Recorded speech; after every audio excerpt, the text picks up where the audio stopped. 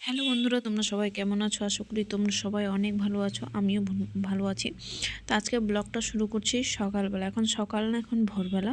তখন আমি গেটটা খুলে দেখাচ্ছি আমি কখন ঘুম থেকে উঠি। দেখো, বাইরে অনেকটা কিন্তু কুয়াশা আছে। বাইরে শুধুমাত্র আমার শ্বশুর ঘুরছে। তো আমার ছেলে ঘুমোচ্ছে, মেয়ে ঘুমোচ্ছে, তার বাবাও ঘুমোচ্ছে। আমার বরের জন্য আমি ডিমের ভুজিয়া এবং সোয়াবিনের তরকারি রান্না করে এখন পাঠিয়ে দেব।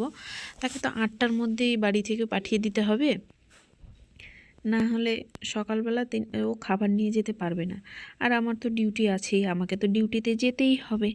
তার জন্য সকালবেলা উঠতেই হয় তাড়াতাড়ি করার জন্য, কারণ শুধু তো রান্নাবান্না নয়, রান্নাবান্না করব। সোয়াবিনের তরকারি করেছি, আর ডিমের ভুজিয়া আর রুটি বানিয়ে দেবো তাকে। তো তাকে সকাল সকাল খাবার দিয়ে টিফিন দিয়ে তাকে পাঠিয়ে দিয়েছি। পাঠিয়ে দেওয়ার পর আমার তো রক্ষে নেই, বাড়ির কাজ করতে হবে, আবার আমাকে ডিউটিতে যেতে হবে। তার উপরে এই ছোট ছোট দুটো ছেলে মেয়ে, আমার মাথা একদম খারাপ হয়ে যায়। আমি খালি রাত্রে যখন ঘুমোই না, ভাবি সারাদিন আমি কাজগুলো করব কি করে। তো আমার ছেলে এই মোবাইল, আমার যেহেতু ছেলে ধরে দেয়, তো সকালে উঠে কালকে যেগুলো জামাকাপড় ধোয়া ছিল সেগুলো আমি রোদ্দুরে দিয়ে দিচ্ছি। এই যে দেখো, রশির মধ্যে রোদ্দুরে দিয়ে দিচ্ছি যে তাড়াতাড়ি শুকিয়ে যাক। আরও তাড়াতাড়ি করছি, খাবার দাবার খেতে হবে, মেয়েকে খাইয়ে দিতে হবে, ছেলেকে খাইয়ে দিতে হবে, তারপরে আমার ডিউটি যেতে হবে। আজকে যাব ব্যাংকে, তারপরে যাব পোস্ট অফিসে, তারপরে যাব কোর্টে। আজকে প্রচুর কাজ। তো মেয়েকে উপরে বসিয়ে দিয়ে বিছানাটা উঠিয়ে দিই। দেখো, আমার বর সকালবেলা যায়, একটু বিছানাটা তুলে দিয়ে যাও, একটু বিছানাটাও দিয়ে যেতে পারে না। আবার বললে পরে উল্টো বলবে। তখন বিছানা গোছানো হচ্ছে, পাশে মেয়েকে বসিয়ে দিয়েছি, মেয়েকে একটা মোবাইল দিয়েছি। মোবাইলের অভ্যাসটা না, সত্যি বলতে খুবই খারাপ, কিন্তু কি বলবো, করার কিচ্ছু নেই। এখনকার যুগ জামানা যেমন, ঠিক সেই হিসাবে তাল দিয়েই চলতে হবে। তো মেয়েকে হাতের মধ্যে মোবাইল দিয়ে দিয়েছি, আর আমি যে ঘর গোছাচ্ছি। না দিলেও হয় না, কারণ আমার মেয়েটা না প্রচুর দুরন্ত। এত দুরন্ত মেয়ে, তোমরা সবাই জানো, প্রচুর দুরন্ত আমার মেয়ে। করার কিচ্ছু নেই, তাকে সামলাই সব কিছু করতে হবে। তো তাকে বসিয়ে দিয়ে আমি এই যে বিছানাটা গুছিয়ে ফেলছি, তবুও দেখো স্থির থাকে না। একটু স্থির থাকবে তাও থাকে না। মোবাইল দিয়ে যতটুকু টাইম একটুখানি থাকে, কি করবে মোবাইল দিয়ে জানেন তো? মোবাইল চাপতে চাপতে চাপতে চাপতে যেই সময় বন্ধ হয়ে যাবে মোবাইল, মা চিল্লাবে, মা আবার চালিয়ে দাও। এই রকম করে আমার মেয়ে, মোবাইল দিয়েও শান্তি নেই। তো ঘরটারও অবস্থা প্রচুর নোংরা হয়ে আছে, ঘরটা ঝাড় দিয়ে দিই। একবার দিলে হয়? বাচ্চা কাচ্চা থাকলে অনেকবার ঘর ঝাড়ও দিতে হয়। অনেক কাজ, এত কাজ একা হাতে কি করে সামলায়। মাঝে মাঝে মনে হয় বিয়ে না করাটাই ঠিক ছিল। বিয়ে কেন করলাম? দুটো, তার উপরে দিয়ে ছেলে আবার মেয়ে, এত কষ্ট আর সহ্য হয় না। তো যাই হোক, কী করব, বিয়ে তো সবাইকেই করতে হয়। আমরাও এককালে ছোট ছিলাম, আমরাও হয়তো এরকমই করেছি, আমার মাদেরও কষ্ট হয়েছে সেরকম। এখন আমাদেরও করতে হচ্ছে আমাদের ছেলে মেয়ের জন্য। তবে মেয়ে বড় হয়ে গেলে এতটা আর কষ্ট হয়তো থাকবে না। মেয়ে বড় হলে আমার হাতে হাতে কাজ করে দিবে। ছেলে বড় হয়ে গেলে টেনশন থাকবে না যে ছেলেকে খাইয়ে দিতে হবে, কিছু করতে হবে। তো যাই হোক, খাওয়া দাওয়া শেষ করে ঘরটা সম্পূর্ণ গুছিয়ে দিয়ে আমি বেরিয়ে পড়লাম। এখন আমি যাব প্রথমে কোর্টে যাব। কোর্টে গিয়ে আমার কিছু স্ট্যাম্প পেপার লাগবে, সেখান থেকে স্ট্যাম্প পেপার নিয়ে তারপরে রেভিনিউ নিয়ে বাড়ি আসবো। স্ট্যাম্প পেপার কোর্টে নিতে গেলে জানো, 10 টাকা দামের স্ট্যাম্প পেপার 15 টাকা নেয়, আর 20 টাকা দামের স্ট্যাম্প পেপার 25 টাকা। এটা ভাবা যায়? আর একটা রেভিনিউ যেখানে 1 টাকা, সেই রেভিনিউ একটা চাই 10 টাকা। এই যে কাকিমাটাকে দেখছো, আমি ভাবছি আমারই দুঃখ। সত্যি বলতে কাকিমার যে এত দুঃখ কোনো দিন ভাবি নাই। কাকিমার সাথে আজকে বসে বসে অনেক গল্প করলাম। কাকিমার দুঃখের কাহিনী শুনে আমারও চোখে জল এসে গেছিলো। সত্যি কথা বলতে কাকিমা নিজের দুঃখের কথা বলতে বলতে কেঁদেই ফেলেছিলেন, যে তার কলকাতাতে কত সুন্দর একটা জায়গায় বাড়ি ছিল, দোতলা, যেখানে সেই বাড়ির দাম হচ্ছে প্রায় 1 কোটি টাকা, কিন্তু শুধুমাত্র এখানে এইটুকু দোকানের জন্য সে জায়গাটা ছেড়ে এসেছে। সে জায়গাটা মাত্র 14 লাখ টাকা বিক্রি করেছে। তার স্বামী অসুস্থ, এখানে দোকান করে, সত্যি খুবই খারাপ লাগলো। তো যাই হোক, দুঃখ তো সবারই আছে, কষ্ট সবারই আছে। তো আজকে একটু শপিং মলে গিয়েছিলাম, সেই শপিং মলের ছবিটা তোমাদের দেখালাম। শপিং মল থেকে কিছু কিনি নাই, শপিং মলে গেলে না খালি কিচেনের কথা মনে পড়ে, রান্নাঘরের জিনিস নেব, বাচ্চাদের জিনিস নেব, তাই নিজের কথাটা খুব কম একটা মনে পড়ে।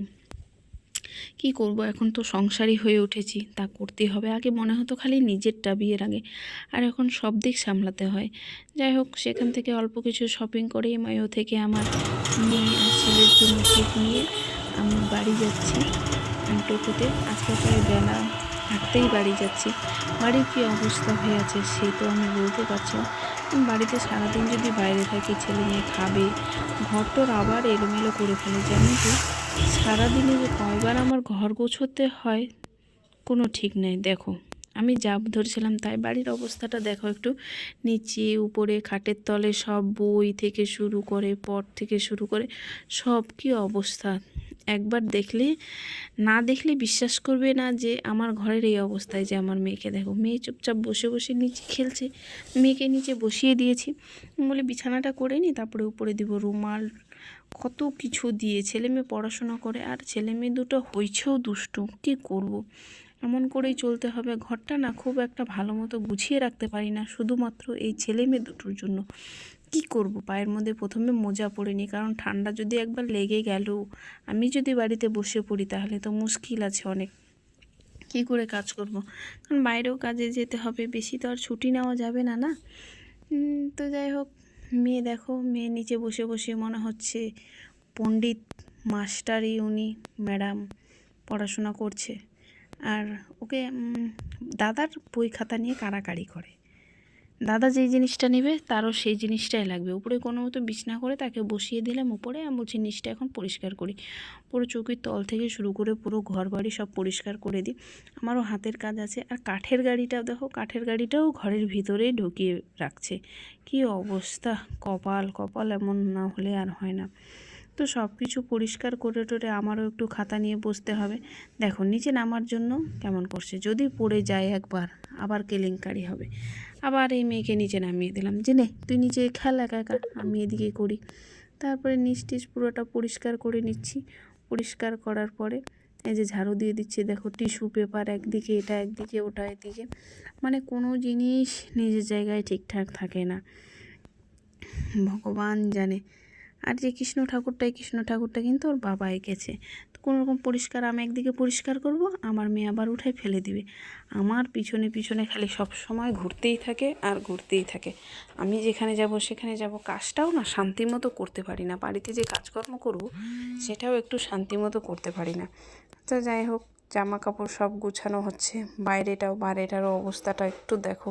আর শীতের দিন বলতে কি, শীতের দিনে এত জামা কাপড় হয় যে ধারণার বাইরে, এত জামা কাপড়।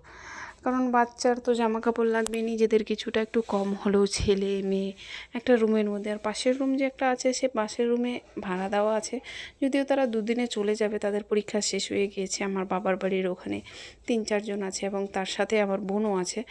তারা কয়দিন পরে চলে যাবে, কারণ তাদের পরীক্ষা শেষ প্রায়, আর 2টো পরীক্ষা আছে, 2টো পরীক্ষা দিয়ে চলে যাবে। তারপরে ঘরটা খালি হয়ে গেলে অনেকটা জায়গা হয়ে যাবে। তো এখন কোনো রকম ম্যানেজ করেই চলতে হবে, কারণ ঠান্ডার দিনে এত জামা কাপড় হয় না ধারণার বাইরে। প্রচুর, মানে প্রচুর জামা কাপড়। এই যে বাচ্চা কাচ্চার যত জামা কাপড় হয় অত ধুইতেও হয়, ধারণার মানে কি বলবো, আর মাথাটা খারাপ হয়ে যায় এত সব কিছু দেখলে। তো পরিষ্কার করে সব কিছু গুছিয়ে নিচ্ছি কোণের মধ্যে, কারণ সকালবেলা ঝাড়ু দিয়ে বাইরে বের করতে হয় না, তার জন্য এক কোণের মধ্যে গুছিয়ে দিয়েছি। আর রান্নাঘরের অবস্থাটা দেখতেই পারছো তোমরা, আমার রান্নাঘরের অবস্থাটাও যে হয়ে আছে। তো এক এক করে সব গুছিয়ে নিই। আর কোনো জিনিস কি, যে পরিষ্কার যদি না থাকে না, দেখতে ভালো লাগে না। যতটুকু পারি অত তো পরিষ্কার রাখতে পারি না, যতটুকু পারি অতটুকুই পরিষ্কার রাখি। তো আমি যখন কাজ করব আমার পিছে পিছে মেয়ে ঘুরবে, কারণ সারাদিন আমার কোলে আর থাকে না। আর যতটুকু সময় থাকে সেই সময় কাজ করব না মেয়েকে নিয়ে ঘুরবো।